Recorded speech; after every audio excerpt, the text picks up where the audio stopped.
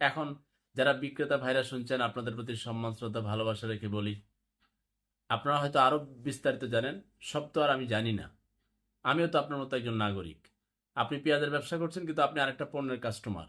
আপনিও ভোক্তা, সবাই ভোক্তা। সব ব্যক্তি তো এক পণ্যের ব্যবসা করে না। কিন্তু কথা হচ্ছে, এক ব্যবসা এত পবিত্র, একটা হালাল ব্যবসা, সেটাকে মিথ্যা কথা বলে হারামে রূপান্তরিত করার কারণ কি? কারণ হচ্ছে, বহুদিন ধরে এই চর্চা চলে আসছে। এখন মহান আল্লাহ পাকের মেহেরবাণীতে হয়তো আমার মতো একজন ক্ষুদ্র নাগরিক কিছু ছোট ছোট প্রশ্ন করে কিছু প্রশ্নের উত্তর বের করার চেষ্টা করছি। তাতেই গন্ডগোল লেগে যাচ্ছে ব্যবসায়ী এবং কাস্টমারের মধ্যে। কিছু কিছু ক্ষেত্রে এদেশের ভোক্তা যারা, তারা বিরক্ত হয় আমার প্রতি। আরে ভাই, এত ক্যাচাল করেন কেন? জানতাছি, খাইতেছি, এটাই ভালো, আপনারা নতুন করে পেঁচ লাগায়েন না। কিছু ব্যবসায়ী আছেন, এর ভাই চলতেছে, চলতে দেন না।